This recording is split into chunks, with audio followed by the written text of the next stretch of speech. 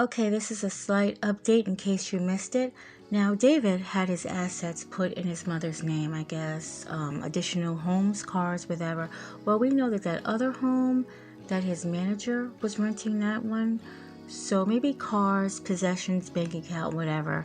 So all that was put in his mother's name. Now, some say that that gesture might make him look guilty, but even though a lot of people do think that he is still, in fact, innocent.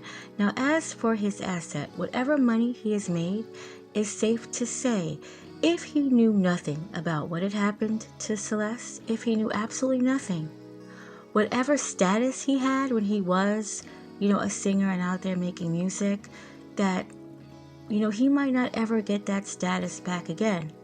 He might not ever. And whatever money he has, the courts will certainly come after it. Celeste's family can also do a wrongful death suit if it ever got that far. Right now, we don't even know what's going on in this case. So even if it got that far, I am sure lawyers already have their hand on a lot of his money. Now, in my prior videos, I said it over and over again that the Tesla has 24-hour surveillance system, so that they already knew who at least put her inside the frunk. I'm not saying who may have killed her, harmed her, but they know by looking at the surveillance who put her inside the frunk. Okay? And here is Stephen Fisher. He's a PI, and he's going to say everything about the case this far, because the police have still been silent about it, and it's okay. It's okay, because once again, they're building up a case. July 29th. And talk to me about what you saw.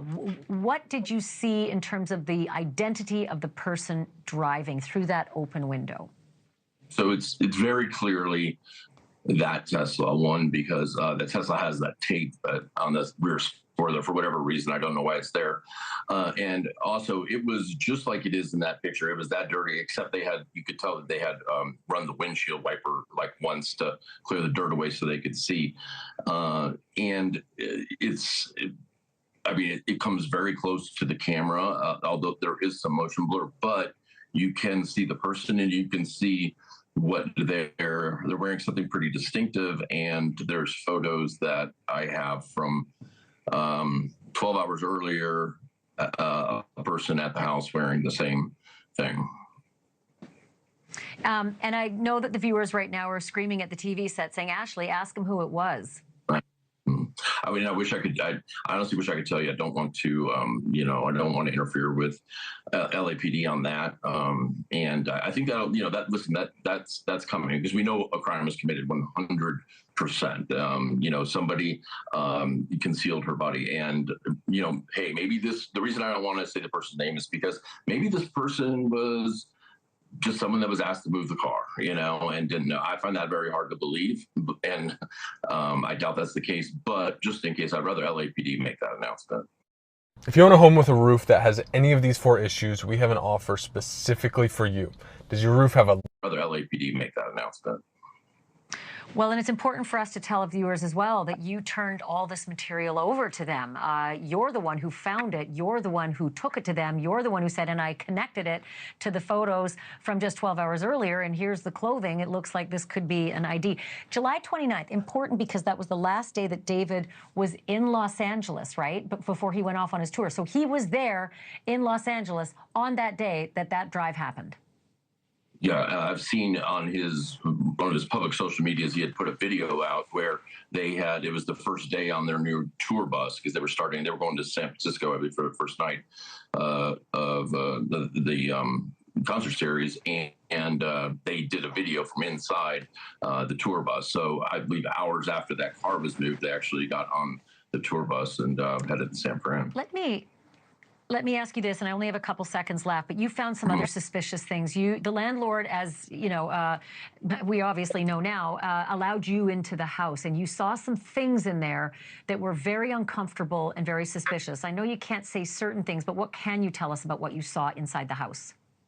Well, and this is the landlord found it also, but there were some things in there that were hard to think about, because these would be items that would be used if you wanted to get rid of a body, and there's really no other purpose for them at a house like this or anything. And they're expensive items, and so I they weren't jokes, and but they weren't used. I'll tell you that they were still in the box. So I don't know how much we'll find out about that in the future, because you can't charge somebody for thinking about doing something.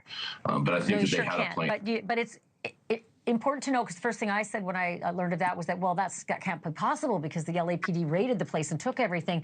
But you know for a fact that they photographed those things, and they're huge and heavy and expensive, and so they have ample information and photographic evidence of those things. They said that we inquired about this, and they said that they photographed it. I don't know why they didn't take it. There's 2 items. I don't know why they didn't take them, but they said they photographed them.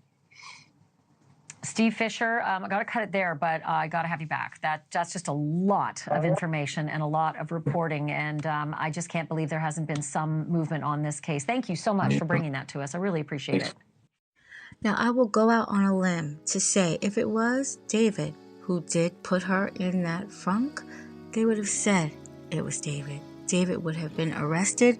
Even if he was bailed out later, he would have been arrested. So we know that it was not David that placed her inside. Now, who caused harm to her and ended her life? We don't know. And why they ended her life? We don't know. So we are still following this case. I kind of, I look and see if anything came out new. And this, so far, was the newest thing, that Stephen Fisher, he's seen the person clearly driving away. And he said that person had left, was gone. So that's the update so far. And again, I will continue to follow the story.